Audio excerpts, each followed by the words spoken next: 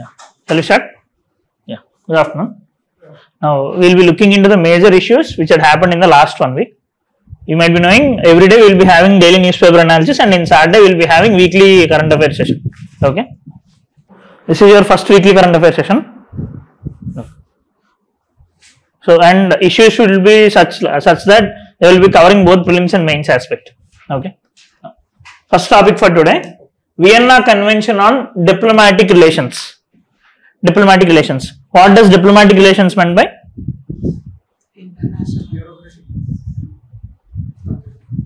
Foreign relations, international relations ki sambandhinchinavi, that we will be calling as diplomacy. Now, guiding how a country should behave with diplomats, how foreign diplomats should behave in the country. So, how a country must behave with the diplomats and how other countries' diplomats must be behaving in our country will be adjudged by this Vienna Convention. ఈ Vienna convention ఏంటి అంటే ఒక వేరే కంట్రీకి చెందిన diplomats ఎవరైనా మన దగ్గర ఉన్నారు. ఇప్పుడు ఫర్ ఎగ్జాంపుల్ కాన్సులేట్ అనే పదం విన్నారా? What does consulate meant by? Consulate, embassy, ఇలాంటి పదాలు ఉంటారు కదా. So basically what are those? For example we have US consulate in Delhi.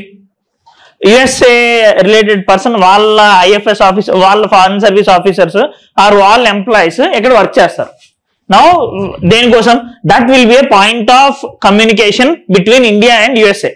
Similarly, Indian embassies are there in foreign countries. Now, ఇలాంటి వాళ్ళు ఉండేటప్పుడు how a country should treat them. ఎందుకంటే వాళ్ళు first of all are the citizens of our country. Now say US persons are living in India in US embassy. Are they citizens of India? Citizens of India కాదు కదా. They are their US citizens, but they came here for some purpose. Now వాళ్ళని ఎలా treat చేయాలి అని మొత్తం అంతా చెప్పేది మనకి Vienna convention. Vienna convention on diplomatic relations. Now why this is a news? Because you all know that Pahalgam attack అనేది జరిగింది. Now in the same way we have US ఎలా ఉందో, in the same way we have Pakistan's office in the country, right? Pakistan consulate, వాళ్ళ embassy కూడా మన దగ్గర ఉంది.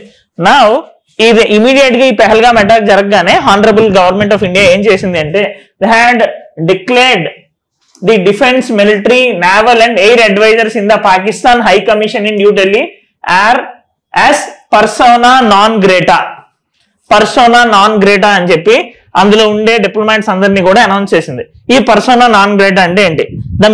దీని మీనింగ్ సింపుల్ గా చెప్పాలి అంటే, మీరు ఇక్కడ ఉండడం మాకు ఇష్టం లేదు, we are not willing, we are not welcoming you అంటే సింపుల్ గా ఇక్కడ నుండి వెళ్ళిపోండి అని చెప్తున్నాం. We are not welcoming you, unwelcome person.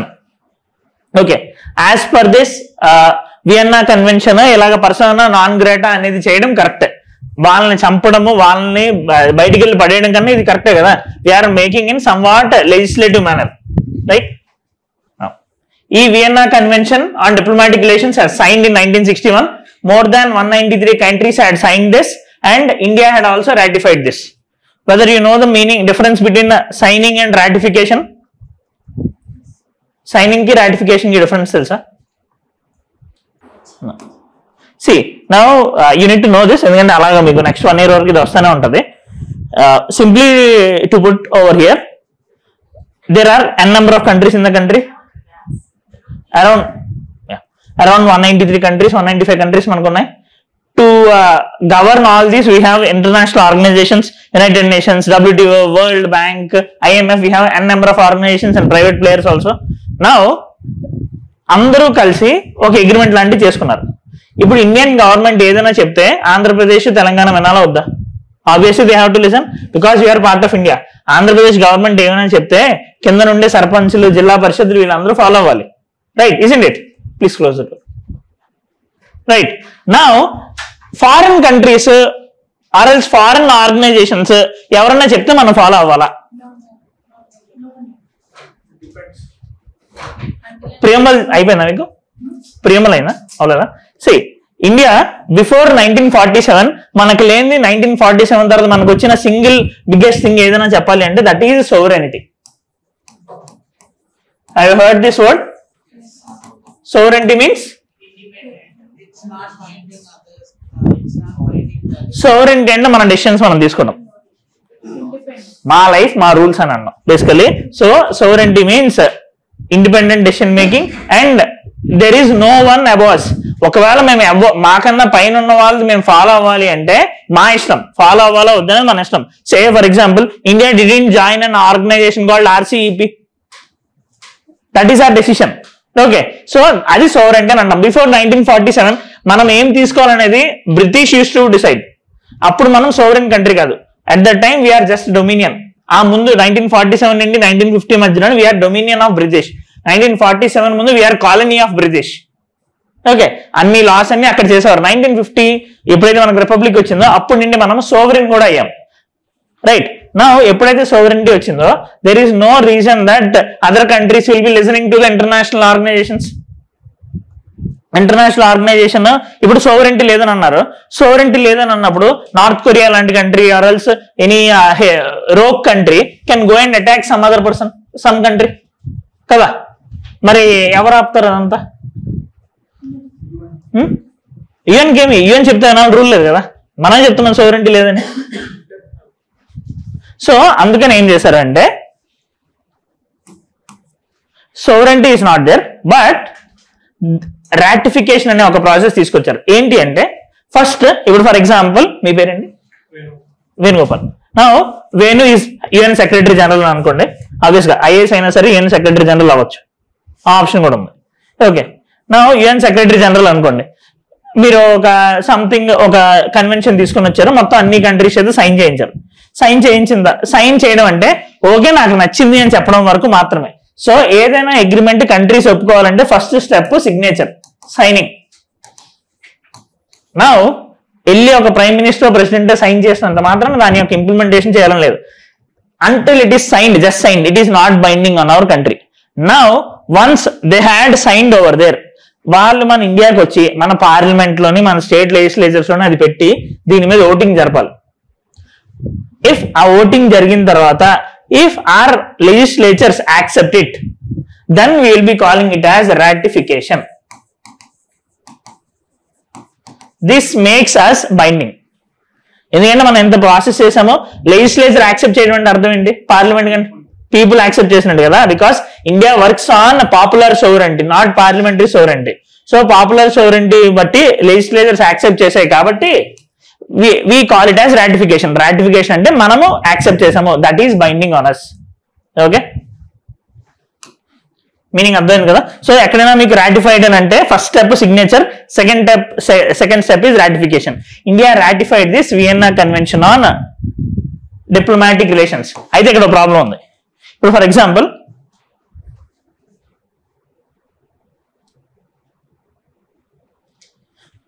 మనం ఏమైనా తప్పు చేస్తే కోర్టుకి వెళ్ళొచ్చు కదా.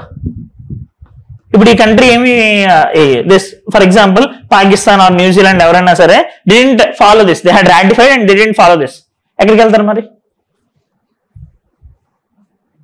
సరే బైండింగ్ అని చెప్పాము, మరి ఎక్కడికి వెళ్తారు?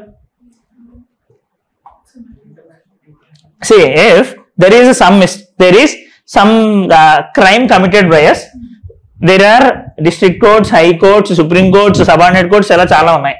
నా ఒక కంట్రీ తప్పు చేస్తే మరి ఇలా యాక్సెప్ట్ చేశారు, రాటిఫై చేసామన్నారు, కానీ రాటిఫై ఫాలో అవ్వలేదు, అప్పుడు ఎలా కదా దానికి ప్రొసీజర్?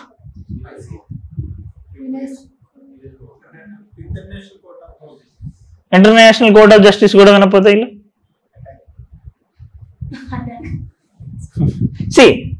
మీరు అనుకున్నట్టు actually there are 3 courts. International criminal court ఉంది, ఇంటర్నేషనల్ కోర్ట్ ఆఫ్ జస్టిస్ ఉంది, పర్మనెంట్ కోర్ట్ ఆఫ్ ఆర్బిట్రేషన్ అనే 3 ఉన్నాయి ఇంటర్నేషనల్ లెవెల్లో కోర్ట్స్. బట్ ఇక్కడ మీకు అర్థం చేసుకోవాల్సిన విషయం ఏంటంటే ఈ 3 కూడా ఒక కంట్రీని చేయమని చెప్పలేదు. జస్ట్ పాపులర్ ప్రెజర్, ఇంటర్నేషనల్ ప్రెజర్తో ఎవరైనా చేస్తే చేయాలి తప్ప మేము ఇది చేయము అంటే వచ్చి శిక్షించే వాళ్ళు ఎవరు లేరు. Okay, that is the thing. But obviously అంతవరకు తెచ్చుకోరు, ఎందుకంటే నౌ ఇంటర్నేషనల్ లెవెల్లో చాలా బ్యాడ్ నేమ్ వస్తుంది. Now all the countries run on capitalism, investments రావాలి అన్న మొత్తం అన్న రూల్స్ ఫాలో అయితేనే ఇన్వెస్ట్మెంట్స్ అనేవి వస్తాయి. So generally countries will be following, except Trump అంతా ఏంటది అలా బిహేవ్ చేసినా సరే తెప్పించుకోగలను ఆయనకి నమ్మకం ఉండి, నార్త్ కొరియా లాగా కిమ్ లాగా మనం పట్టించుకోను అనే ఫీలింగ్ ఉంటే తప్ప generally all the countries will be following. Okay, next. Now ఈ మన వియన్నా కన్వెన్షన్ అన్నాం కదా, what are the major provisions of this Vienna convention అంటే diplomatic immunity. Diplomatic immunity means in India if US diplomat is there we cannot arrest him. అతను తప్పు చేసినా సరే, even if he killed a person we cannot arrest him. That is called as diplomatic immunity. మీరు fundamental rights start అయిందా మీకు? ఏం chapter అవుతుంది? Judiciary. Okay, so in fundamental rights you will be learning about article 14 right to equality. నా ఆ right to ఈక్వాలిటీకి కూడా ఈ fundamental rights are not absolute. First of all fundamental rights అంటే ఏంటి? మన హక్కులు కదా. But you need to understand at the outset is that fundamental rights are any rights are not absolute in the country. అంటే దానికి కొన్ని exceptions అనే ఉంటాయి. రైట్ టు ఈక్వాలిటీ అంటే అందరూ సమానం అని కదా. మరి ఉమెన్ కి 33% రిజర్వేషన్ ఎందుకు ఇచ్చారు? ఎస్సీ ఎస్టీకి రిజర్వేషన్ ఎందుకు ఇచ్చారు? రైట్. సో కొన్ని ఎక్సెప్షన్స్ అనే ఉన్నాయి. And in that again article 4 వీళ్ళని అరెస్ట్ చేయకూడదు అంటే రైట్ టు ఈక్వాలిటీకి అగేన్స్టే కదా అది. బట్ ఆ ఎక్సెప్షన్ అనేది ఆల్రెడీ ఆర్టికల్ 14 of 4 లో ఆల్రెడీ యాడ్ చేసి ఉంటుంది. Okay, so this is one of the exception against that right to equality. ఎందుకు ఎక్సెప్షన్ మనం యాడ్ చేయాల్సి వచ్చింది అంటే we had sign this Vienna convention. Okay, Vienna convention చేసి రాటిఫై చేసామంటే మనం పార్లమెంట్ లో పెట్టాం కదా. So they had added this to our constitution also. Okay, diplomats are granted immunity from the host country's laws. They cannot be arrested or sued. Okay, sir,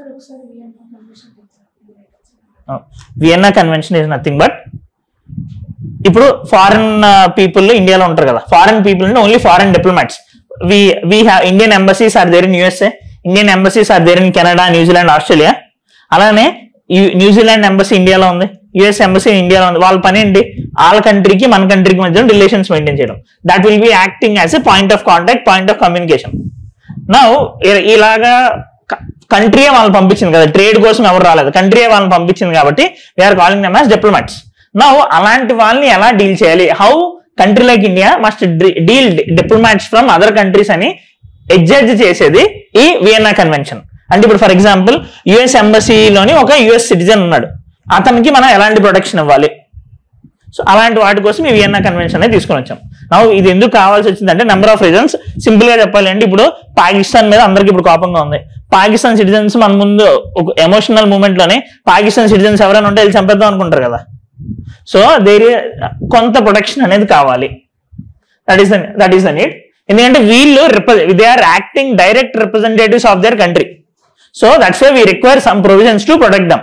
అందులో first diplomatic immunity. ఇందులోనే కాదు, మన Indians వేరే countries ఉంటారు కదా, వాళ్ళకి కూడా protection ఉండాలి. ఫర్ ఎగ్జాంపుల్ పాస్ట్ లోని మనకి పాకిస్తాన్ లో ఉండేవాళ్ళు, వాళ్ళని వెనక్కి తీసుకొని వచ్చేసాము. కెనడాతోని ఖాళిస్తాన్ ఇష్యూ మీద జస్టిన్ ట్రూడే ఉండేటప్పుడు, ఇప్పుడు ఆయన వెళ్ళిపోయారు అనుకోండి, జస్టిన్ ట్రూడే ఉండేటప్పుడు సేమ్ అక్కడ ఉండే కెనడా నుండి వచ్చిన మన డిప్లొమాట్స్ వెనక్కి వచ్చామని చెప్పాం. Right, there are number of instances. అర్థమైనా? ఆస్ట్రేలియాలో ప్లేస్ అక్కడ జరిగింది కాబట్టి పెట్టాడు అంతే. అలానే ఉంటాయి. వియన్నా కన్వెన్షన్ మీకు 5 వియన్నా కన్వెన్షన్లు వస్తాయి మొత్తం. Vienna convention on diplomatic relations ఇది. ఓకే, వియన్నా కన్వెన్షన్ ఇంకా చాలా ఉన్నాయి. ఓపెక్ అనే ఆర్గనైజేషన్ ఫామ్ అవుతుంది, దానికి ఒక వియన్నా కన్వెన్షన్ ఉంది. నెంబర్ ఆఫ్ ఉంటాయి. అయితే క్లియర్ గా మెన్షన్ చేస్తారండి ఎగ్జామ్ లో, అయితే మనకేం కన్ఫ్యూజన్ ఉండదు. Vienna convention on diplomatic relations ఇది. Okay, that is a place, that's all. International people, I mean international diplomats మన కంట్రీలో ఉంటారు చూడండి. How we have to deal with them, how a country should deal with them. Okay, next, inviolability of diplomatic premises. Even a prime minister of India cannot go inside embassy of USA without their permission. అది కూడా principle ఈ Vienna convention లో mention చేస్తుంది. Inviolability of diplomatic premises. Okay, protection of communication, వాళ్ళ devices కానీ వాళ్ళ bags మొత్తం అన్ని కూడా కంప్లీట్ గా ప్రొటెక్టెడ్ గా ఉండాలి అని చెప్పి. These are the major things you need to know. Persona non grata అని చెప్పి ఇప్పుడు అనౌన్స్ చేశారు కదా. The meaning is that the host country can declare any diplomat as persona non grata and expel them without any explanation. We need not give any explanation. మీరు వెళ్ళిపోండి అని మనం direct గా చెప్పవచ్చు. ఓకే, బందోబస్తు మూవీ చూసారా మీరు? బందోబస్తు సూర్యది చూడలేదా? చూడండి, ఆ మూవీ మంచిదే. కొన్ని మూవీలు చూడొచ్చు. బందోబస్తు మూవీలోని in the starting prime minister Mohan Lal, ఆ మూవీలోని prime minister Mohan Lal will be speaking with Pakistan high commissioner. Pakistan high commissioner ని పిలిచి ఆ మార్నింగ్ టెర్రరిస్ట్ అటాక్ జరుగుతుంది, సేమ్ ఇక్కడ పెహల్గామ్ ఎలా జరిగిందో ఆ మూవీలో జరిగినప్పుడు పాకిస్తాన్ హై కమిషనర్ ని ఇంటికి పిలిచి మాట్లాడతాడు. ఇంటికి పిలిచి మాట్లాడినప్పుడు ఆ డిస్కషన్స్ గొడవలు అయినప్పుడు కంప్లీట్ గా ఇది మీ ఇక్కడ నుండే డిప్లొమాట్స్ కూడా పంపించామని చెప్పేస్తాడు. రీజన్ ఏం చెప్పక్కర్లేదు. నెక్స్ట్ వీక్ మా పాకిస్తాన్ ప్రైమ్ మినిస్టర్ ఇండియాకి వస్తాడు అని చెప్పి వాళ్ళ హై కమిషనర్ చెప్పినా సరే సంబంధం లేదు, నేను నా ట్రిప్స్ అన్ని క్యాన్సిల్ చేస్తున్నాను, మీరు వెళ్ళిపోండి అని చెప్తారు. సేమ్ ఇక్కడ ఏం జరిగిందో అప్పుడు కూడా అదే జరిగిందని. Okay, next one more thing mention in this convention ఏంటి అంటే, మనం ఎలా అయితే వాళ్ళు ప్రొడక్షన్ చేస్తున్నామో they also have to respect our countries laws. Okay, that is the thing. Those things you need to know with respect to Vienna convention on diplomatic relations. Next Bandar Abbas port. ఇలాంటి పేర్లు చూస్తే మీరు ఏం చేయాలి? Map point చేయాలి. Okay, Bandar Abbas port, this is very much important. Year buildings కూడా రావడానికి scope ఉంది. ఇది సి బందర్ అబ్బాస్ పోర్ట్ ఇక్కడ ఉంది. విచ్ కంట్రీ ఇది? Iran. Now while you will be doing with IR and geography you will be knowing an number of things. Specific గా కొంత మీకు స్ట్రక్చర్ తెలియాలి అంటే, actually we have discussed about ports. Ports are very significant. అట్లానే some sea routes have high significance. ఎందుకంటే ఒకవేళ sea route అనేది block చేస్తే ఇంటర్నేషనల్ ట్రేడ్ మొత్తం బ్లాక్ అయిపోద్ది. For example Panama canal, Suez canal, right? ఇలాంటి ట్రేడ్, ఎందుకంటే 80% ఆఫ్ ద ట్రేడ్ అన్ని ఆ రూట్స్ నుండి వెళ్తాయి. Now if you are blocking those it will be hampering countries trade interest. ఎప్పుడైతే ట్రేడ్ ఇంట్రెస్ట్ హ్యాండ్ అవుతాయో సప్లై మనకు రాదు, inflation will be rising a lot. When inflation will be rising a lot ఏం జరుగుతుంది? మొత్తం కేయోస్ క్రియేట్ అవుతుంది. సో దట్స్ వై ఈ అన్నిటిని మనం సీ లేన్స్ ఆఫ్ కమ్యూనికేషన్ అని అంటాం. All the trade everything will be happening over there, sea lanes of communication. Now one of the important sea lane of communication ఇది. మనకి ఇండియాకి Europe నుండి ఐటమ్స్ ఎలా వస్తాయి అంటే, ఇక్కడ మనకి పైన మెడిటరేనియన్ సీ ఉంటుంది కదా, మెడిటరేనియన్ సీ నుండి మనకి ఆఫ్రికా ఈజిప్ట్ మీద నుండి రావచ్చు. And there is one more chance here also. Persian Gulf నుండి గల్ఫ్ ఆఫ్ ఓమన్కి వచ్చి డైరెక్ట్ గా మనం ముంబై పోర్టుకు వచ్చేస్తాయి, గుజరాత్కి వెళ్ళిపోవచ్చు. Those are very much significant. Now వీటినే మనము ఇందులోని మోస్ట్ ఇంపార్టెంట్ పాయింట్స్ మనం చోక్ పాయింట్స్ అంటాం. చోక్ పాయింట్స్ అంటే if we are choking them international economy will be shackled. ఇది చూడండి, ఇది చిన్న ప్లేస్ కదా, ఇక్కడ ఏదైనా అడ్డు పెట్టేస్తే obviously it will be creating lot of caves. ఇలాంటి పాయింట్స్ మనం చోక్ పాయింట్స్ అని అంటాం. Now this point here is straight of Hormuz. Straight అంటే అర్థము రెండు వాటర్ బాడీస్ ని కలిపేది స్ట్రైట్ ఆఫ్ హార్ముజ్. సారీ, రెండు వాటర్ బాడీస్ ని కలిపేది straight.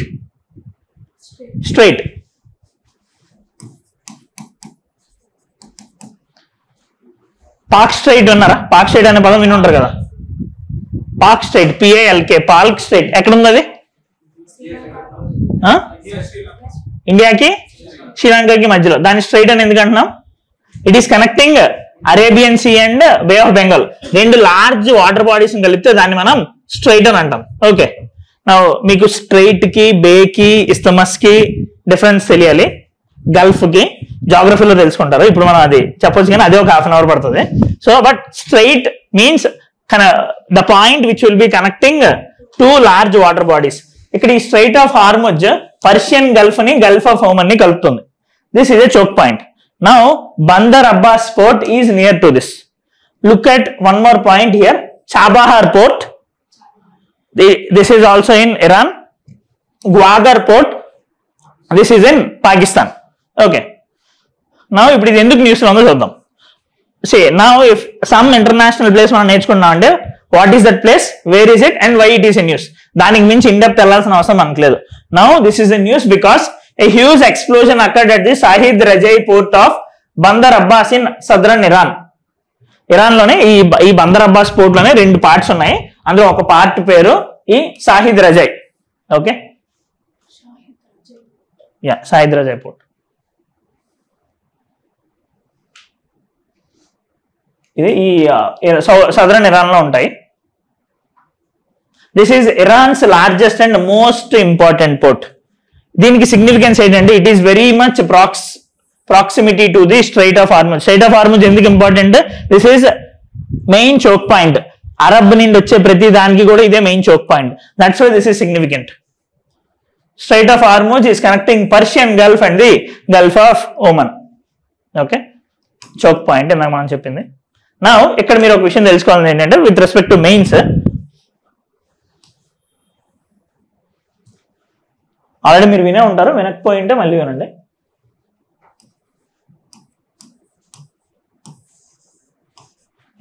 See, now India had two dangerous neighbors, Pakistan and China. Now ఇండియాని attack చేయాలి అంటే ల్యాండ్ రూట్ తో పాటు they have the choice to attack in marine manner. మనకి hello బాబా క్లాస్లో ఉన్నా, మళ్ళీ చేస్తాను.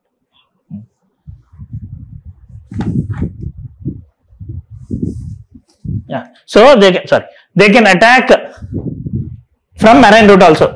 ముంబై అటాక్ 26/11 అయింది కదా, ఎట్లా జరిగింది అది? మేజర్ మూవీ చూసారా?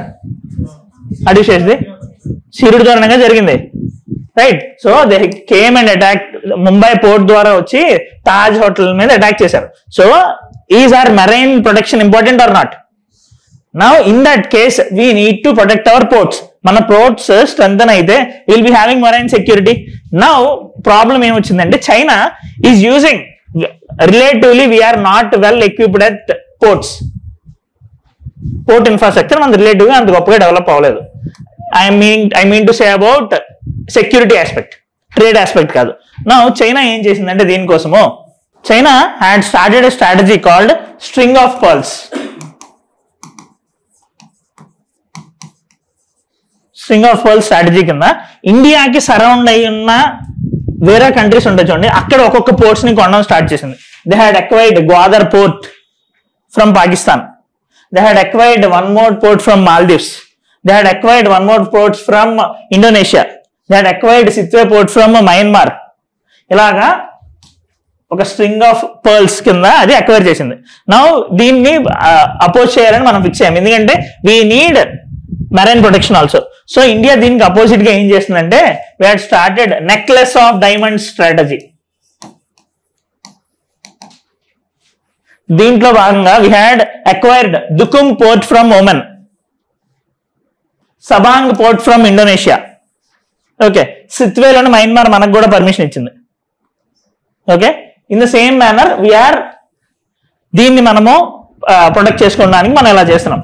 నౌ నేను ఈ సిగ్నిఫికెన్స్ ఎందుకు చెప్తున్నానంటే Bandar Abbas port is near to Gwadar port also. Gwadar port ఎక్కడ ఉంది? పాకిస్తాన్ లో ఉంది. Now, Gwadar port is part of China's string of pearls strategy. Okay? అర్థమైందా? మీకు ఐఆర్ అండ్ జాగ్రఫీ వచ్చినప్పుడు ఇంకొంచెం బాగా అర్థమవుతాయి లోపల. Next, Krishnaswamy Kasturi Rangan. Krishnaswamy Kasturi Rangan had died recently. ఈ పేరు ఉన్నారా? కస్తూరి రంగన్ అనే ఆయన పేరు very much significant person and in fact most efficient person India face చేసిన వాళ్ళని one of the most efficient person. He formerly worked as chairman of ISRO and most important contribution మనం చెప్పాలంటే during this tenure of ISRO he had successfully implemented PSLV. మనం ఏదైతే work horse of the ISRO అని అంటున్నామో polar satellite launch vehicle, మనం బేసికల్ అది rocket launch vehicle, science and టెక్నాలజీలో మనం చూస్తాం అది. Along with that, after his retirement, Government of India had used his services in making number of reports. ఏదైతే ఇప్పుడు న్యూ ఎడ్యుకేషనల్ పాలసీ 2020 అని అంటున్నామో that has been given by him only, Kasturi Rangan committee. Okay, next Western Ghats అనేది very fragile area, very eco sensitive area. Okay, now that fragile ఏరియాని ఎలా protect చేయాలి అని చెప్పి ఒక కమిటీని ఫామ్ చేశారు. That is also headed by this Kasturi Rangan sir. Okay, recently he had died. మనకి ఇది ప్రీవియస్ ఇయర్ క్వశ్చన్ కూడా, కస్తూరి రంగన్ కమిటీ దేనికి రిలేటెడ్ అని? Protection of western Ghats. Okay, he formerly worked as ISRO chairman from 1994 to 2003.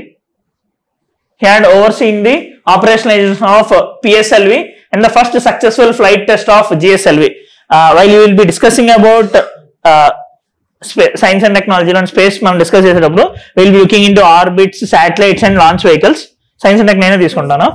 In that launch vehicles will be looking about satellite launch vehicle, augmented satellite launch vehicle, small satellite launch vehicle, polar satellite launch vehicle, geosynchronous satellite launch vehicle, and in future next generation launch vehicle.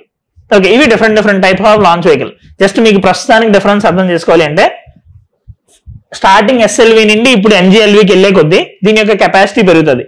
In terms of weight, పైకి తీసుకెళ్లే weight, in terms of fuel efficiency, ఇవన్నీ కూడా పెరుగుతుంది. Okay, he in past he also worked as a Rajya Sabha member. He had given recommendations for the new National Education Policy 2020 and he had added the high level working group on the Western Ghats. Now ఎందుకు ఇందులోకి తీసుకున్నారంటే in 2012 UPA government had come up with, UPA అంటే అప్పుడున్న Congress 2, UPA 2 had formed a committee under the chairmanship of Gadgil report. వాళ్ళు ఏం చెప్పారంటే ఈ committee ఎందుకు ఫామ్ చేశారంటే వెస్టర్న్ ఘాట్స్ లో డెవలప్మెంట్ జరగాలి కానీ ఎకాలజీని కూడా మెయింటైన్ చేయాలి. Intersection of economy and ecology is called as sustainable development. Sustainable development అనే పదం విన్నారా? సస్టైనబుల్ డెవలప్మెంట్ అంటే we have to think about development for sure. ఇప్పుడు జనరేషన్ డెవలప్మెంట్ జరగాలి, but we shouldn't forgive about future generations development. Future generation గురించి ఆలోచిస్తూ ఇప్పుడు generation development జరగాలంటే బోత్ ఎకానమీని ఆలోచించాలి కానీ ఎన్విరాన్మెంటల్ ప్రొటెక్షన్ కూడా జరగాలి అని చెప్పి. సో ఇలా జరగాలి అంటే what we have to do అని government had formed this Gadgil committee. నా గాడ్జిల్ ఇచ్చిన రికమెండేషన్ ఏంటి అంటే వెస్టర్న్ ఘాట్స్ ని 100% ఎక్కువ సెన్సిటివ్ ఏరియా కింద అనౌన్స్ చేసేయండి, అక్కడ ఏం చేయకూడదని చెప్పింది. అలా అయితే ఇంక డెవలప్మెంట్ ఎలా జరుగుతుంది? Obviously right. మీరు ఆల్రెడీ వెస్టర్న్ ఘాట్స్ ఎలా ఉంటుందంటే ఇప్పుడు కేరళ మొత్తం పోతుంది, ఇంకా వెస్టర్న్ ఘాట్స్ ని అసలు టచ్ చేయకూడదంటే కేరళలో అసలు డెవలప్మెంటే జరగకూడదు. That is an issue. So government had again form this Kasturi Rangan committee. ఆ రిపోర్ట్ మళ్ళీ చెక్ చేసి చేయమంటే what he had suggested, he proposed 37% of the Western Ghats as eco sensitive zone. 37% ని టచ్ చేయొద్దు, మిగిలిన ఏరియాస్ ను డెవలప్మెంట్ కి ట్రై చేయండి అని చెప్పారు. ఈ 37% మాత్రం ఇయర్ మార్క్ చేసి యూ ప్లీజ్ ప్రొటెక్ట్ దమ్ అని చెప్పాడు ఆయన. And he had also suggested banning mining, thermal power plants and highly polluting industries in these zones. ఇవైతే మాత్రం ఉండొద్దు అని ఆయన చెప్పాడు.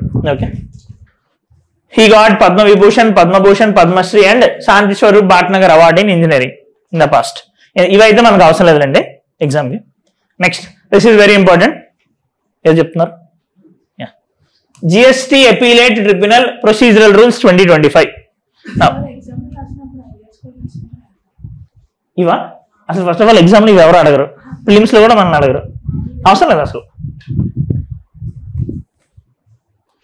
నౌ ఇప్పుడు ఫర్ ఎగ్జాంపుల్ ఇది మెయిన్స్ లో క్వశ్చన్ అడిగే ఛాన్స్ ఉందా? అలాంటిది ఉందా చెప్పండి.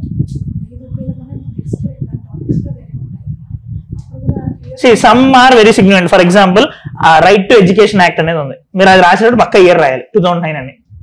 National food security act 2013. ఇప్పుడు గాడ్జిల్ కమిటీ ఎప్పుడు రిపోర్ట్ ఇచ్చారు? అంత అవసరం లేదు ఇన్ డెప్త్. మెయిన్స్ లోనే మీరు ఇప్పుడు ప్రస్తుతానికి ఇంకా ఒక సబ్జెక్ట్ లోనే ఉన్నారు కాబట్టి బ్రెయిన్ బాగా పనిచేస్తుంది. ఎప్పుడైతే 4-5 సబ్జెక్టులకి వెళ్ళిపోతారో అప్పుడు ముందు అని మర్చిపోతారు. అండ్ యూ నీడ్, మర్చిపోతాను కాదు నేను, ఆబ్వియస్లీ రివిజన్ చేస్తే గుర్తుంటుంది. Now you will be having lot of stress and humanly impossible ప్రతిదీ గుర్తుపడడం. ప్రస్తుతానికి ఇంకా కొంత మెమరీ తీసుకుంది కాబట్టి బాగానే ఉంటుంది ఇప్పుడు. Next, GST Appellate Tribunal Procedural Rules 2025. Now GST Appellate Tribunal అంటే ఏంటి? See, yesterday we had discussed about GST, direct tax, indirect tax గురించి మనం మాట్లాడాము. And in that we had discussed about one nation one tax regime, GST, goods and services tax regime. Now ఈ goods and services tax regime లోని ఏంటి అంటే GST 2017 లో మనకు వచ్చింది. In that there are Central GST Act 2017 అనేది ఒకటి తీసుకుని వచ్చి GST ని ఇండియాలో ఇంప్లిమెంట్ చేశారు. Constitution has also been amended by adding Article 101. Article 101 ద్వారా Article 101 Constitutional Amendment Act చేసి GST అనేది కాన్స్టిట్యూషన్ లో యాడ్ చేశారు. విత్ ఆర్టికల్ 279A ని యాడ్ చేసి మనకి GST అనేది ఇండియాలోకి వచ్చింది. నా GST అంటే ఇది ఒక ట్యాక్స్ రిజైమ్ కదా. ఒక షాప్, ఒక సూపర్ మార్కెట్ ఆర్ఎల్స్ ఒక బిజినెస్ ఉంది, they are not paying the GST properly ఆర్ఎల్స్ those tax authorities have issues. Now మరి ఎవరికి రిపోర్ట్ చేయాలి? ఎవరికి రిపోర్ట్ చేయాలి అంటే Central GST Act 2017 clearly says there should be formation of GST Appellate Tribunal. Tribunal is nothing but court. మీరు ఎలాగో మీకు జ్యుడిషియరీ అవుతుంది అంటున్నారు కాబట్టి you will be also reading tribunals also. అయిపోయిందా? ట్రిబ్యునల్స్ నెక్స్ట్ అవుతుంది. యా, సో జస్ట్ కోర్ట్స్ కి tribunals కి సింపుల్ గా డిఫరెన్స్ మనకు తెలియాలంటే, కోర్టు మొత్తం అంతా కూడా తప్పు జరిగిందా లేదా, క్రిమినల్ సివిల్ అఫెన్స్ ఏదైనా జరిగిందా లేదా చూస్తారు. కొన్ని విషయాల్లోని కొంచెం టెక్నికల్ ఆస్పెక్ట్స్ కూడా తెలియాలి జడ్జిమెంట్ ఇవ్వడానికి. టెక్నికల్ ఆస్పెక్ట్ ఒక జడ్జి, డిస్ట్రిక్ట్ జడ్జి దగ్గర, హైకోర్టు జడ్జి దగ్గర మనం ఎక్స్పెక్ట్ చేయలేం. ఇప్పుడు ఫర్ ఎగ్జాంపుల్ వాటర్ ఉంది. వాటర్ అనేది మనకి ఒక స్టేట్ కి మధ్యలోనే షేర్ చేయాలనుకున్నప్పుడు జస్ట్ పాపులేషన్ పరంగా కాకుండా ఇంకా నెంబర్ ఆఫ్ ఫ్యాక్టర్స్ కన్సిడర్ చేయాలి. అవన్నీ జడ్జిలు తెలియకపోవచ్చు, కొంచెం వాటర్ ఎక్స్పర్ట్స్ వాళ్ళందరూ ఉండాలి. సో ట్రిబ్యునల్స్ ఏం చేస్తాయంటే దే విల్ బి యాడింగ్ ఈ జ్యుడిషియల్ మెంబర్స్ తో పాటుగా సమ్ టెక్నికల్ మెంబర్స్ ఆ ట్రిబ్యునల్ కి తగినట్టు. We have central administrative tribunal, administrative background ఉన్న వాళ్ళు ఉంటారు. We have national green tribunal, environmental background ఉన్న వాళ్ళు ఉంటారు. జస్ట్ ట్రిబ్యునల్ ఏంటి అంటే నార్మల్ కోర్ట్స్ కి ఒక అడిషనల్ లేయర్ యాడ్ చేస్తున్నాం, సమ్ టెక్నికల్ మెంబర్స్, ఎక్స్పర్ట్స్, ఆ సబ్జెక్ట్ ఎక్స్పర్ట్స్ మనం యాడ్ చేస్తున్నాం, so that judgement will be unbiased. Okay, GST appellate tribunal. నా ఇప్పుడు ఏం జరిగిందంటే ఇన్ని ఇయర్స్ తర్వాత జిఎస్టీ అపీలేట్ ట్రిబ్యునల్ ఫార్మేషన్ కి government of India line clear చేసి they had given rules how to implement this. ఇప్పుడు వరకు లేకపోవడం వల్ల ఏం జరిగిందంటే, ఒకవేళ ట్యాక్స్ అథారిటీస్ కి అండ్ ట్యాక్స్ పేయర్స్ మనలాంటి వాళ్ళకి ఏమైనా ఇష్యూ వస్తాయి, indirect tax payers, we use to go to courts, high courts, supreme court వరకు వెళ్లాల్సి వచ్చేది. Because there is no appellate tribunal for here. ప్రస్తుతం ఇప్పుడు వరకు లేకపోవడం వల్ల now we have a direction, మనం జిఎస్టీ అపీలేట్ ట్రిబ్యునల్ వైపు డైరెక్ట్ గా వెళ్ళిపోవచ్చు ఏమైనా ఇష్యూ ఉంటే. Yeah please. Complete different. Committees అనే దానికి ఇప్పుడు ట్రిబ్యునల్స్ ఒక జడ్జిమెంట్, ట్రిబ్యునల్లో ఉండేవాడు ఒక జడ్జి. జడ్జి అంటే ఏం చేస్తాడు? ట్రిబ్యునల్ ఉండేవాడు జడ్జిమెంట్ ఇస్తాడు. ఎందుకు ట్రిబ్యునల్ ఒక జడ్జిమెంట్ ఇవ్వాలి అని మనం చెప్పామంటే, మీరు ఆల్రెడీ పాలిటీలో మీకు తెలుసుకుని ఉంటారు, India works with the principle of separation of powers and checks and balances. Legislature, executive, judiciary అనేది ఉంది. వీళ్ళిద్దరూ చేసే తప్పుల్ని ఈ జ్యుడిషియరీ కరెక్ట్ చేయాలి, తప్పు జరిగితే చెక్ చేయాలి. నెక్స్ట్ మనుషులు ఎవరైనా తప్పు చేస్తే జడ్జిమెంట్ ఇవ్వాల్సిన బాధ్యత వీళ్ళది. నా కమిటీ అంటే నార్మల్ ఎగ్జిక్యూటివ్ లో మెంబర్సే కదా. నెక్స్ట్ కమిటీ ఇచ్చే రికమెండేషన్స్ ఏవి బైండింగ్ కాదు, వీళ్ళు ఒక జడ్జిమెంట్ ఇస్తే ఫాలో అవ్వాలి. సుప్రీంకోర్టు ఒక జడ్జిమెంట్ ఇస్తే it is binding on all the courts, all the authorities as per 141, 142 కింద జనాలు అందరూ కూడా ఫాలో అవ్వాలి. ఓకే, సో కమిటీస్ అనేది నార్మల్ బాడీ. ఇప్పుడు నేను ఈ క్లాస్ చైర్స్ ఎలా పెట్టాలి అని చెప్పి, మీ పేరు నవీన్ కదా, నిఖిల్ హెడ్డింగ్ తోని ఒక ముగ్గురితో కలిపి ఒక కమిటీ వేసాను. మీరు రిపోర్ట్ ఇస్తారు, డెసిషన్ తీసుకునే వాళ్ళు వేరు. ఓకే, నౌ జడ్జ్మెంట్ అంటే ఏంటి? ట్రిబ్యునల్ ఇవన్నీ వాళ్ళు ఇచ్చేది final, it is binding. Okay, since already మీకు పాలిటీతోనే స్టార్ట్ అయింది కాబట్టి సమ్వాట్ లక్కీ అని అనుకుంటే, అసలు ప్రతిదీ కూడా చాలా ఇన్ డెప్త్ గా వినండి. హౌ మచ్ మ్యాక్సిమం నన్ను అడిగితే ఆఫ్లైన్ కి ఎలా ఎంటర్ వింటే మంచిది. ఆల్రెడీ ఆఫ్లైన్ కి వస్తున్నారు కాబట్టి clarity in a single subject will be helping you in different subjects. మీకు ఆల్రెడీ నేను కరెంట్ అఫైర్స్ చెప్తుంటే అర్థమై ఉండొచ్చు, చాలా సబ్జెక్ట్స్ అన్ని లింక్ అయి ఉంటాయి. సో ఒక సబ్జెక్ట్ మీరు బాగా అర్థం అయితే there will be number of linkages with other subjects. Okay, so classes ఎంత మాక్సిమం వీలైతే అంత మాక్సిమం యూటిలైజ్ చేసుకోండి. ఏమైనా డౌట్స్ ఉంటే అడగండి, బయట మెంటర్స్ ఉంటారు వాళ్ళని అడగండి, ఒక సార్ అవైలబుల్ గా లేకపోతే వాళ్ళని అడగండి. But take maximum of the classes. Okay, because మీరైతే ఫ్రీగా అయితే ఎవరు రావట్లేదు, you are paying and you are coming, make maximum use of it. And ఇంకొకసారి మళ్ళీ చెప్తున్నాను, ద టైం ఏప్రిల్లో స్టార్ట్ అవడం అనేది చాలా మంచిది. ఎందుకంటే జూలైలోని సెప్టెంబర్లోని స్టార్ట్ అయితే ప్రాబ్లం ఏంటంటే ర్యాంక్ రాదని కాదు కానీ టైం తక్కువ ఉంటుంది.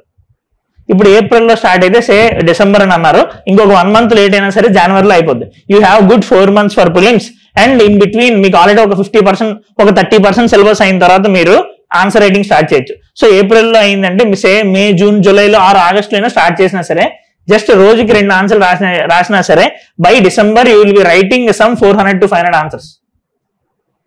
ఇప్పుడు మీకు కొంచెం బ్రీతింగ్ స్పేస్ అనేది ఉంది. జూలైలో జాయిన్ అయి ఉంటే కొంచెం బ్రీతింగ్ స్పేస్ అనేది ఉండదు, అంతే డిఫరెన్స్ అదే. So make maximum use out of it. Now this GST Appellate Tribunal, this acts as a quasi-judicial body established under the Central GST Act 2007 to resolve disputes arising between taxpayers and the tax authorities. Taxpayers కి tax authorities కి మధ్యలోనే ఏమైనా issues వస్తాయి, ఈ వీళ్ళ దగ్గరికి మనం వెళ్ళాలి. బేసికలీ ఇది ట్యాక్స్ కోర్ట్ లాంటిది. Okay, the principal bench of GST AT is located in New Delhi national bench New Delhi. ఇందులోని ఇందాక మీకు ఏం చెప్పాను, ట్రిబ్యునల్ లోని జడ్జితో పాటు టెక్నికల్ మెంబర్ ఉంటారని చెప్పాను. Same here there will be one president అంటే judge and one technical member each from centre and the states. First each state ఉండాలి కదా మరి. ప్రిన్సిపల్ బెంచ్ న్యూఢిల్లీలో ఉంది, రీజనల్ బెంచెస్ అన్ని స్టేట్స్ లో ఉంటాయి. ఓకే, స్టేట్ బెంచెస్ లోని 2 judicial members and 1 technical member from the centre and technical member from the state ఉంటారు. Okay, and who will be appointing these members? The president and the judicial members of the national bench and the regional benches will be appointed by the government after consultation with the Chief Justice of India. Chief justice of India చెప్పిన తర్వాత government appoint చేస్తుంది. Okay, and president కి ఉండాల్సిన eligibility ఏంటి అంటే he must have been either a supreme court judge కింద past లో work చేసి ఉండాలి, or chief justice of a high court or high court judge కింద అట్లీస్ట్ 5 years వర్క్ చేసి ఉంటే he or she is eligible for becoming president of this GST appellate tribunal. Okay, వాళ్ళ 10 years ఇవి ఒకసారి చూడండి నార్మల్ గా. Now powers with respect to this GST, please. కాదు అది డిఫరెంట్. నేషనల్ బెంచ్ అంటే ఇప్పుడు ఫర్ ఎగ్జాంపుల్ మనము ఎవరు సుప్రీంకోర్టుకి డైరెక్ట్ గా మనం కేసు ఫైల్ చేస్తామా? చేయం కదా. డిస్ట్రిక్ట్ కోర్ట్స్, హైకోర్టు, తర్వాత supreme court. Because India follows integrated system of judiciary. ఇక్కడ కూడా మనము రీజనల్ బెంచ్ లో ఫస్ట్ కేసు ఫైల్ చేస్తాం. రీజనల్ బెంచ్ లోని జనరల్ గా మీరు ఏదైతే 3 judge బెంచ్ అనుకుంటున్నారో ఇది పక్కన పెట్టండి. రీజనల్ బెంచెస్ అంటే ఇప్పుడు ఫర్ ఎగ్జాంపుల్ హైకోర్టుకి మనం కేసు ఫైల్ చేస్తాం. జనరల్ గా మనకి సింగిల్ జడ్జి బెంచ్ వేస్తారు. ఒక జడ్జి ఇచ్చాడు, అతను ఇచ్చిన దాని మీద నాకు నచ్చలేదు, అప్పుడు ఏం చేస్తారంటే 2 judge బెంచ్కి కానీ 3 judge బెంచ్కి కానీ వేస్తారు. 2 judge బెంచ్ ఏం చెప్తుంది, ఒకవేళ అతను చెప్పింది కరెక్ట్ అనుకోండి ఆ జడ్జిమెంట్ నిలబడుతుంది, లేదు అతను చెప్పింది తప్పు అంటే ఆ జడ్జిమెంట్ పోద్ది. లేదు ఈ ఇద్దరు జడ్జిల్లోనే ఒక పర్సన్ సపోర్ట్ చేశాడు, ఒక పర్సన్ అపోజ్ చేశాడు, కన్ఫ్యూజన్ ఉంది కదా, then they will be going to 3 judge bench. 3 judge bench ఉన్నప్పుడు ఒకరు పక్కాగా 2 ఒక 1 వస్తుంది కదా. సో ఏది 2 సపోర్ట్ అవుతుందో అది ప్రివేల్ అవుతుంది. There will be 5 judge bench, 7 judge bench, 9 judge bench, highest ఇప్పుడు దాకా 13 judge బెంచ్ చేశారు. కేశవానంద భారతి కేసు విన్నారా? Basic structure doctrine. Kesavananda Bharati case first time 13 judges bench చేశారు. ఇదేంటి అంటే ఇప్పుడు ఆంధ్రాలో ఉంది, ఆంధ్రాలో ఒక జిఎస్టీ అప్పీలేట్ ట్రిబ్యునల్ ఉంది, దాన్ని రీజనల్ బెంచ్ అంటున్నాం. ఇండియా లెవెల్లోని ఇక్కడ నుండి ఏమైనా జరిగితే దీనికి అప్పీల్కి వెళ్ళాలి కదా, మళ్ళీ నేషనల్ బెంచ్కి అప్పీల్కి వెళ్తాం. ఆ నేషనల్ బెంచ్ ఒకటే ఉంటుంది, న్యూఢిల్లీలో ఉంటుంది. ఓకే, అదేండి రెఫరెన్స్.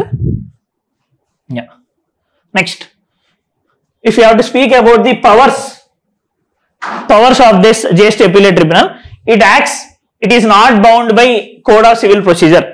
మనకి criminal procedural code, civil procedural code ఉన్నాయి కదా, ఇప్పుడు దీనికి కొత్త వచ్చి పేర్లు మారాయి, భారతీయ న్యాయ సంహిత అని ఇవన్నీ. ఇంకా ఇంప్లిమెంటేషన్ అయితే కంప్లీట్ గా మారలేదు.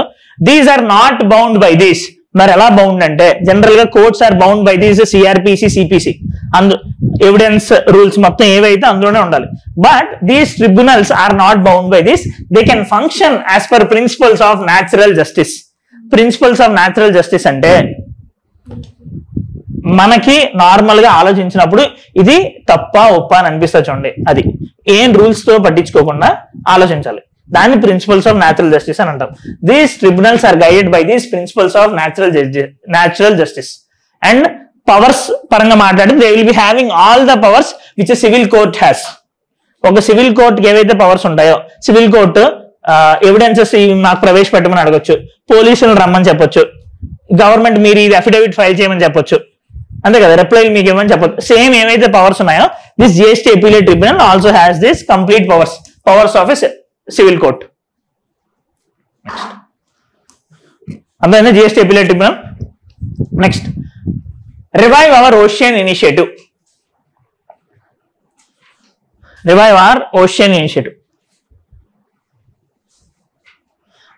ఈ ఇనిషియేటివ్ పేరులో ఉన్నట్టు టు ప్రొటెక్ట్ అవర్ ఓషన్స్.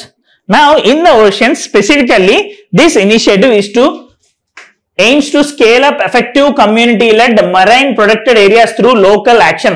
ఈ రివైవ్ అవర్ ఇనిషియేటివ్ మేజర్ ఉద్దేశం ఏంటంటే గవర్నమెంట్స్ వెళ్ళి ఓషియన్ లో ఉండే మెరైన్ ప్రొటెక్టెడ్ ఏరియాస్ ని కాపాడకుండా ఆ ఏరియాలో ఉండే లోకల్ పీపుల్ ప్రొటెక్ట్ చేయడానికి ఇది సపోర్ట్ చేస్తుంది. నౌ మెరైన్ ప్రొటెక్టెడ్ ఏరియాస్ అంటే ఏంటి? Now see we have national parks, tiger reserves in our country. Now marine protected areas. On the land we have national parks, wildlife sanctuaries. In the same manner, marine areas lo kuda we have biodiversity, we have coral reefs, seaweeds, and dolphins, and number of areas untai kada, and plant species, flora and fauna number of untai. Now we want to protect them. ఎందుకంటే దానికి ఏమైనా damage జరిగితే మనకి చాలా disaster రావడానికి scope ఉంది. And lot of carbon is already stored in the oceans. Okay, coral bleaching ఇలాంటివి జరిగితే నెంబర్ ఆఫ్ బయోడైవర్సిటీ స్పీసీస్ చనిపోతాయి. సో ఇలాంటి స్పీసీస్ అన్నింటినీ కాపాడడానికి we had started our protected area networks for marine areas called as marine protected areas. Now ఇందులోనే only government కాకుండా people ని participate చేయడానికి, పీపుల్ ని ఒక యాంకర్ కింద చేయడానికి government had come up with this revive our ocean initiative. Not government of India initiative, ఇది international level initiative, revive our ocean initiative. Now దీంట్లోనే ఏం ప్లాన్ ఏంటి అంటే the initiative plans to launch a microfinance program to help communities get loans and grants to start or expand their own protected areas. వాళ్ళ areas ని వాళ్ళే protect చేసుకోవడానికి government loans grants ఇస్తారు. Okay, now who are the partners in this? 7 countries: UK, Portugal, Greece, Turkey, Philippines, Indonesia and Mexico. ఇవన్నీ మనం గుర్తుపెట్టుకోవాల్సిన అవసరం లేదు, జస్ట్ ఇండియా లేదని మాత్రం గుర్తుపెట్టుకోవచ్చు. ఇండియా అయితే లేదు. Okay,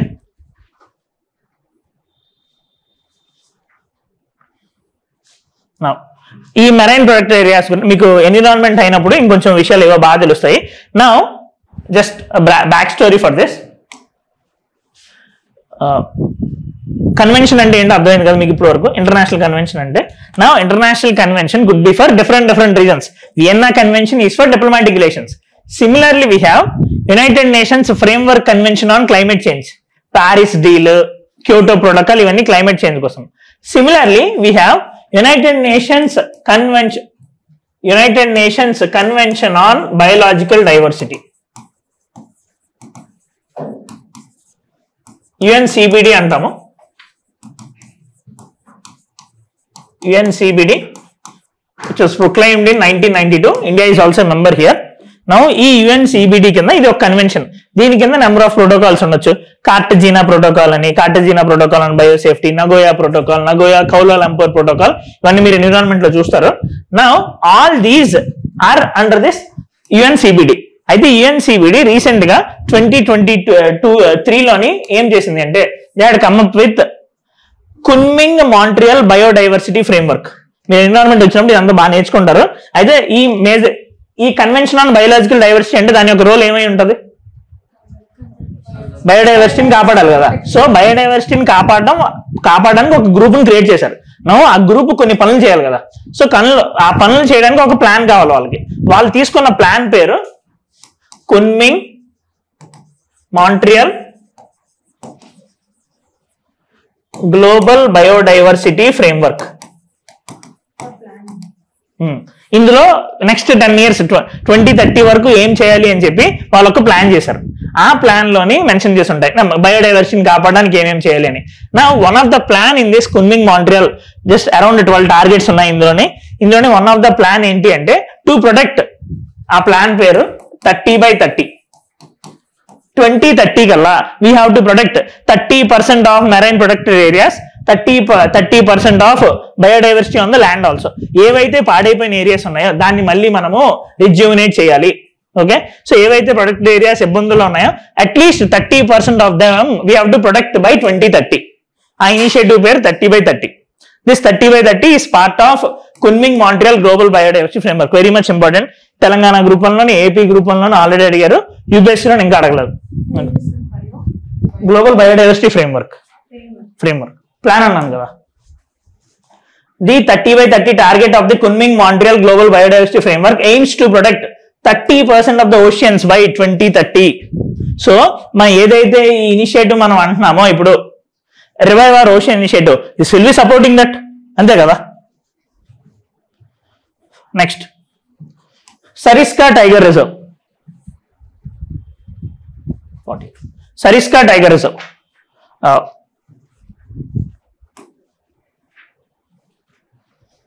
see we have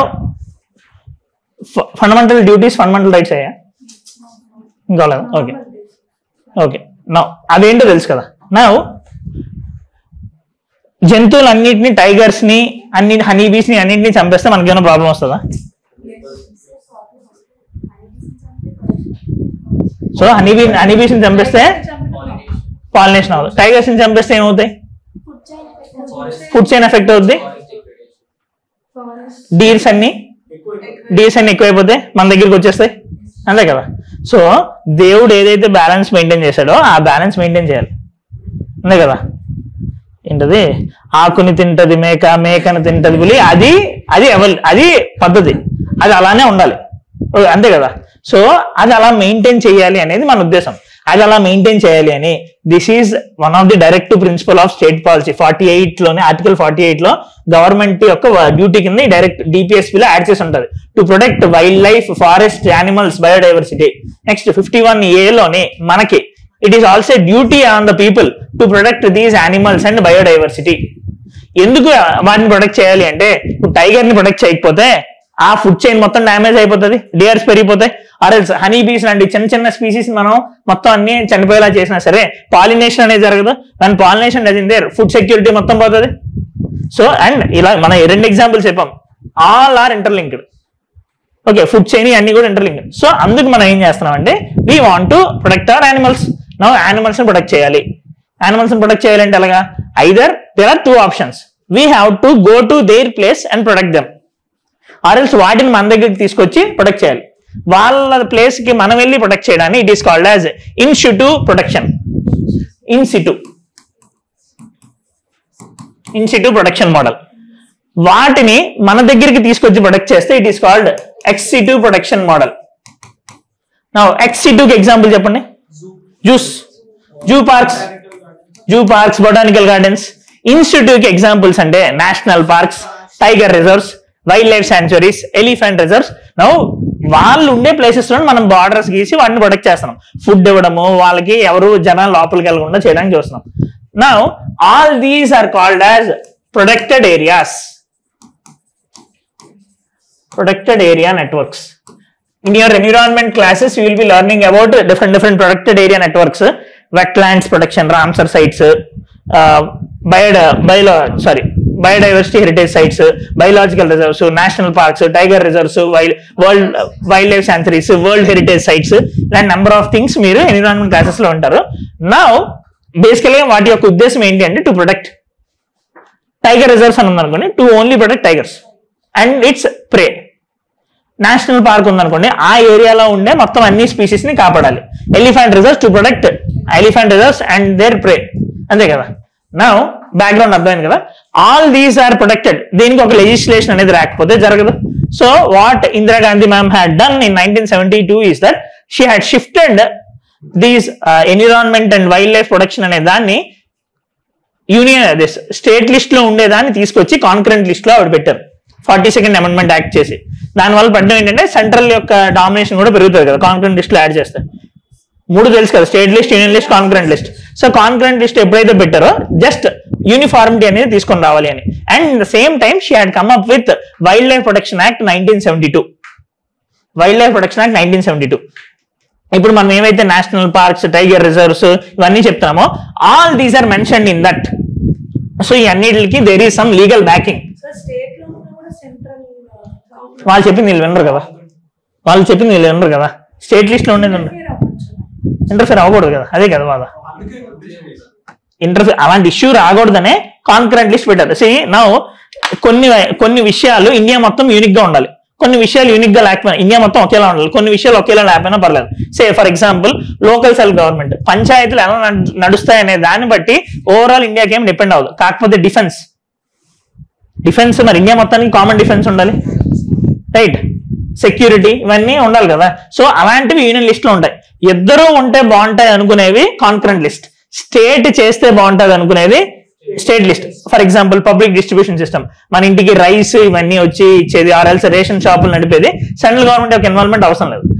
those type of items will be placed in state list. నా ఈ వైల్డ్ లైఫ్ స్టేట్స్ కాకుండా సెంట్రల్ లెవెల్లో కాపాడాలి అని చెప్పి government had shifted them to concurrent list.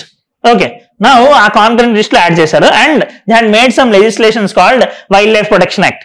ఈ వైల్డ్ లైఫ్ ప్రొటెక్షన్ యాక్ట్ కింద they had formed some protected area networks.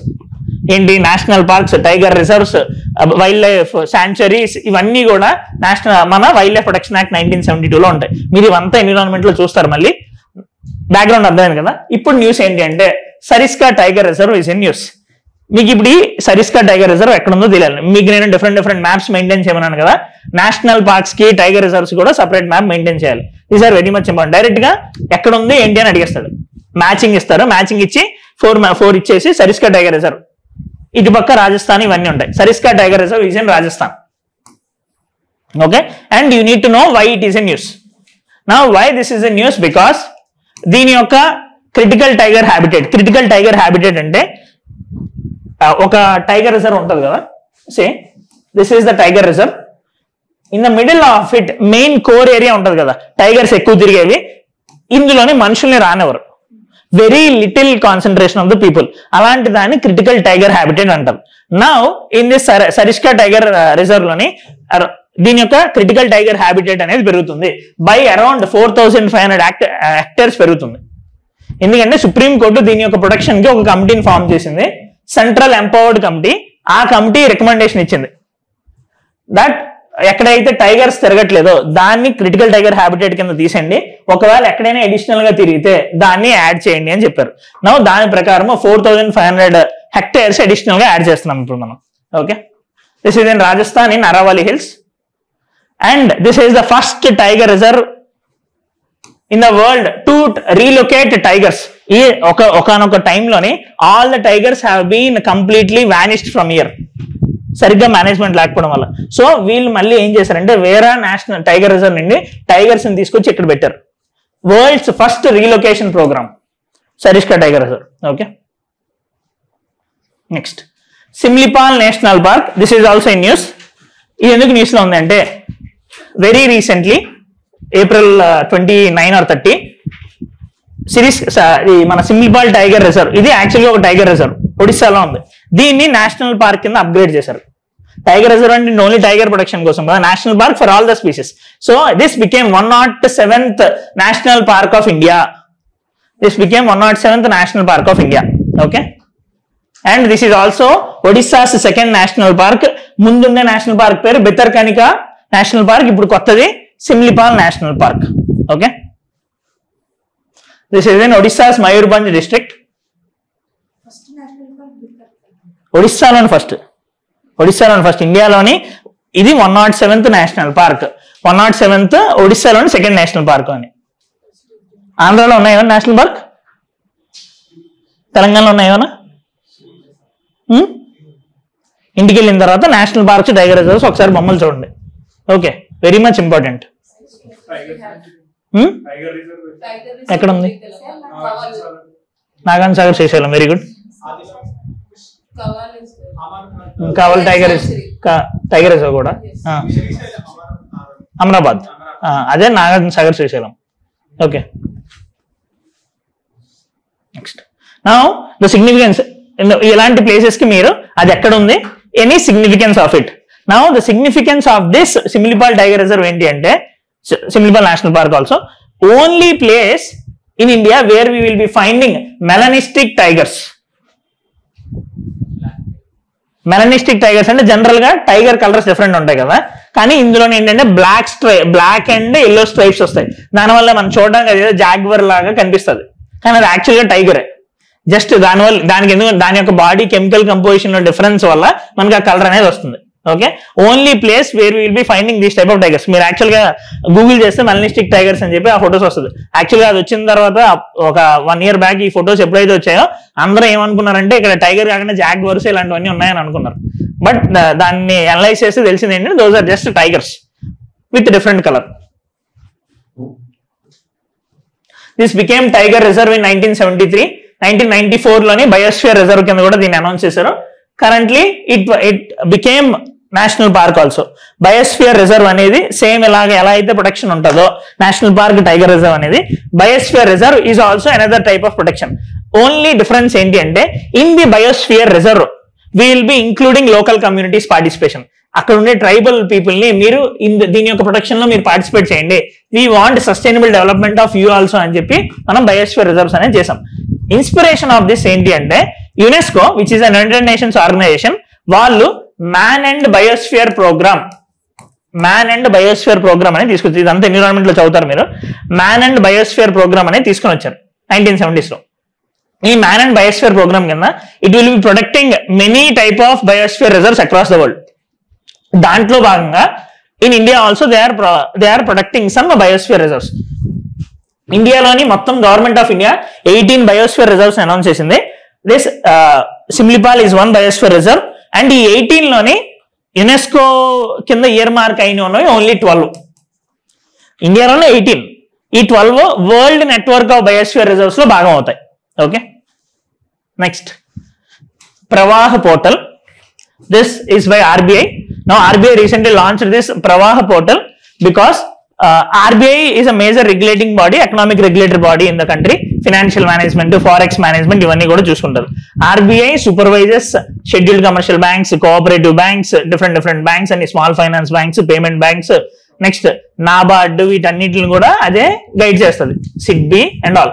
Now ఇదేంటి అంటే ఈ ప్రవాహ పోర్టల్ మేము తీసుకొచ్చాము, మీరు ఎటువంటి పర్మిషన్లు కావాలన్నా, లైసెన్సులు కావాలన్నా, ఏం కావాలన్నా సరే ఈ పోర్టల్ ద్వారానే మీరు అప్లై చేసుకోండి అని చెప్పి RBI చెప్తుంది ఇప్పుడు. Okay, the RBI mandates using the ప్రవాహ portal for all regulatory applications from May 1st, 2025 for banks, financial companies and regulated entities.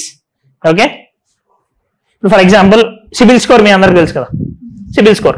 Now ఆ సిబిల్ స్కోర్ ఇండియాలోనే ట్రాన్స్ యూనియన్ సిబిల్ అనే కంపెనీ చేస్తుంది. We have some more SMERA ratings, ఒక 5-6 companies ఉన్నాయి. వాళ్ళకి ఏమైనా కొత్త పర్మిషన్ కావాలి అన్నా they have to go through this Pravaah portal.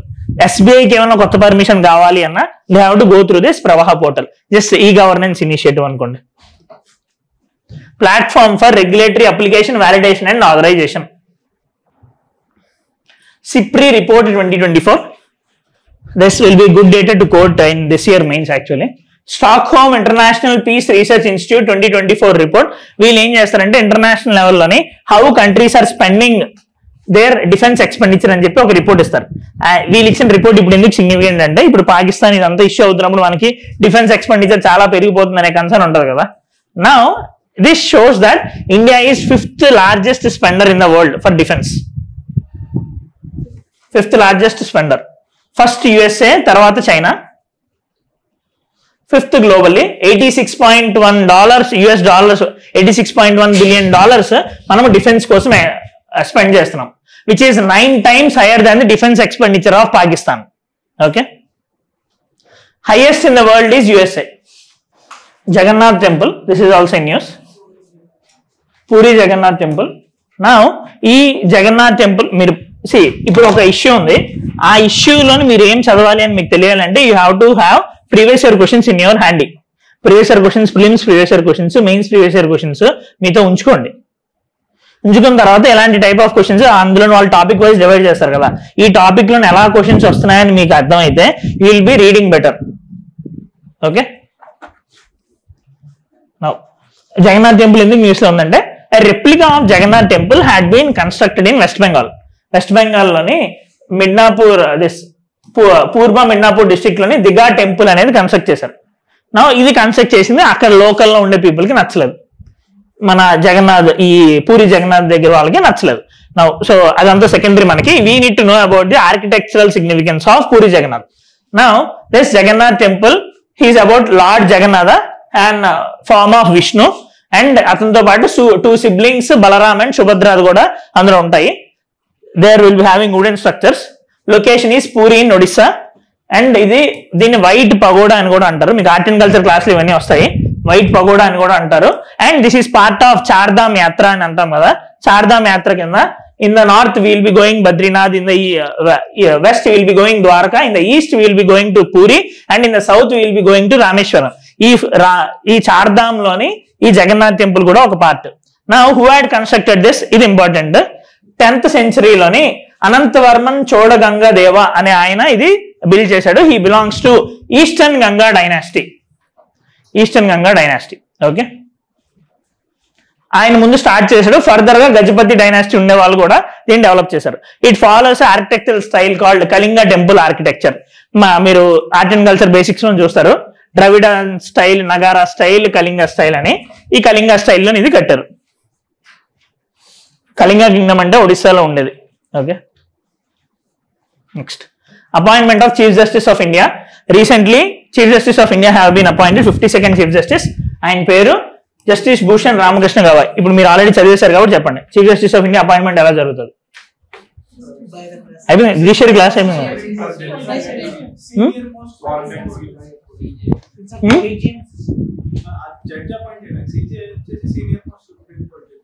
Confuse అవ్వకుండా చెప్పండి.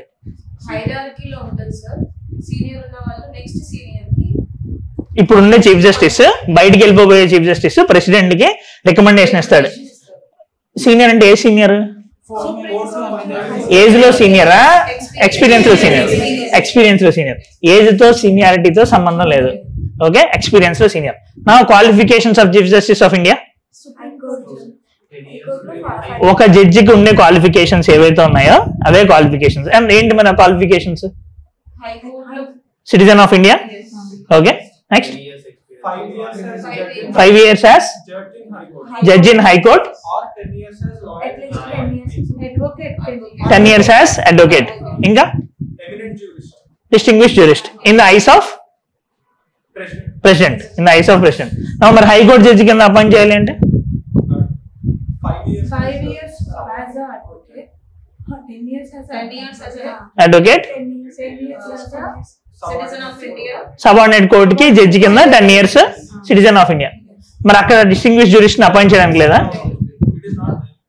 లేదు.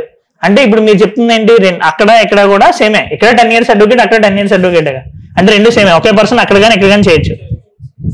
Yes, it is possible. Just requirement ఏంటి అంటే ఇక్కడ మాక్సిమం 62, అక్కడ మాక్సిమం 65 years సిటిజన్, అక్కడ 5 years హైకోర్టు జడ్జి కింద ఉన్నా రావచ్చు, 10 years అడ్వకేట్ కింద చేసినా రావచ్చు.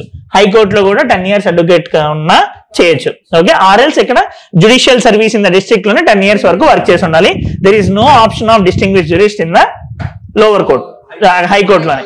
ఓకే, మరి మిగతా వాళ్ళ అపాయింట్మెంట్ ఎలా జరుగుతుంది చీఫ్ జస్టిస్ కాకుండా? Collegium system. How this collegium system had come in India? Whether it is mentioned in the constitution? No, it is not mentioned in the judicial law. Whether it is mentioned in the constitution? member of judges. No, sir. Not mentioned. The word collegium is not nowhere mentioned in the constitution. A article ఇదంతా guide చేస్తుంది judicial appointment? ఇదంతా article 124, article 124 of 1, 124 of 2, ఇవన్నీ కూడా judiciary ఎలాగ appointment removal అంతా కూడా చూస్తుంది. In this 124 of 1 only it is mention that president of India appoint చేయాలి ఇన్ కన్సల్టేషన్ విత్ సిజేఐ. నా ఆ కన్సల్టేషన్ ప్రాసెస్ లోనే వాళ్ళది ఫాలో అవ్వాలా లేదా అనేది గవర్నమెంట్ ఇతను కన్సల్ట్ చేసిన ఇతను చెప్పిన ఒపీనియన్ ఫాలో అవ్వాలా లేదా అనేది రాజ్యాంగంలో రాసలేదు. నా వాట్ హ్యాడ్ హ్యాపెండ్, దీని బ్యాక్గ్రౌండ్ స్టోరీ కింద మీకు ఆల్రెడీ అవుతుంది. అయిపోయిందా? First judges case, second judges case, third judges case, fourth judges case అని ఉంటుంది.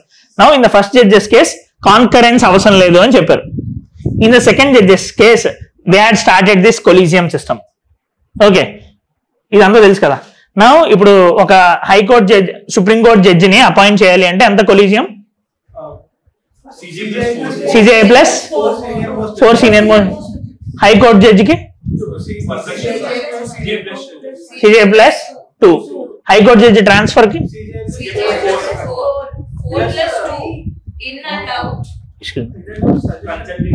హలో ఒకసారి క్లాస్ లో ఉన్నాను. CJI plus 4 for appointment of Supreme Court judges and transfer of High Court judges. CJI plus 2 for High Court judges. Now ఆ transfer ఇవన్నీ చేసేటప్పుడు ఆ chief justice of India ఈ ఇక్కడ హైకోర్టు చీఫ్ జస్టిస్ ని కూడా కన్సల్ట్ చేయాలి. ఈ హైకోర్టు చీఫ్ జస్టిస్ మళ్ళీ వాళ్ళ కోర్టులో ఉన్న 2 సీనియర్ మోస్ట్ జడ్జెస్ ని కూడా కన్సల్ట్ చేయాలి. ఇక్కడ మీరు అర్థం చేసుకోవాల్సింది ఏంటి అంటే if they are not following this procedure, ఇప్పుడు వాళ్ళ కన్సల్టేషన్ లేకుండా ఇప్పుడు ఆ చీఫ్ జస్టిస్ మిగిలిన 4 సీనియర్ మోస్ట్ జడ్జెస్ ని కన్సల్ట్ చేయకుండా అతని రికమెండేషన్ పంపించేస్తే వీళ్ళు ఇతను ఇచ్చిన రికమెండేషన్ ని ఫాలో అవ్వాల్సిన అవసరం గవర్నమెంట్ కి లేదు. Okay, it is clearly mention in memorandum of procedure. Memorandum of procedure విన్నారా? మెమరాండమ్ ఆఫ్ ప్రొసీజర్ 1998 లోనే క్లియర్ గా ఇదంతా మెన్షన్ చేశారు, హౌ ఈ ప్రాసెస్ అంతా జరగాలి అని చెప్పి. There are number of folds also actually. ఇంకా ఈ ఎప్పుడైతే ఇది ఇన్ఫాక్ట్ వాళ్ళు సిఏ ఈ చీఫ్ జస్టిస్ ఆఫ్ ఇండియా పంపిస్తాడు. Chief justice of India law minister పంపిస్తాడు. లా మినిస్టర్ వీళ్ళు బ్యాక్గ్రౌండ్ వెరిఫికేషన్ చేసి ప్రైమ్ మినిస్టర్ కి పంపిస్తారు. ప్రైమ్ మినిస్టర్ చీఫ్ జస్టిస్ కి పంపిస్తారు. సారీ, ప్రైమ్ మినిస్టర్ ప్రెసిడెంట్ కి పంపిస్తారు. ప్రెసిడెంట్ అప్పుడు సైన్ చేస్తే అతను జడ్జి అవుతారు. Okay, now how they will be removed? Supreme Court, Parliament. Okay, first of all, whether it is mentioned in the constitution about the removal? Yes, sir. Article 124 of 2 loni only 2 clauses have been mentioned: proved misbehavior or incapacity. ఈ రెండు reasons బట్టి మనము remove చేయొచ్చు అని చెప్పారు, proved misbehavior or incapacity. But how to ఈ proved misbehavior incapacity అని ఎలా చేయాలి అని చెప్పేది కాన్స్టిట్యూషన్ చెప్పకుండా it told that subject to the legislation of parliament అని చెప్పింది. సో పార్లమెంట్ ఏం చేసిందంటే it had come up with an act called Judges Enquiry Act 1968. విన్నారా? Judges Enquiry Act 1968. It clearly mentions the procedure. ఆ procedure కూడా important. చూడండి, లోక్సభలో అయితే 100 మెంబర్స్, తర్వాత ఒక కమిటీ ఫామ్ అవ్వాలి, వాళ్ళ రికమెండేషన్ ఇవ్వాలి, అదంతాను. అండ్ నో, దీన్ని అంతా ఇంపీచ్మెంట్ అంటాం. No judge has been impeached in the country as of now. ఒక్క పర్సన్ కూడా ఇప్పుడు కొంచెం ఇంపీచ్ అవ్వలేదు. Okay, thank you.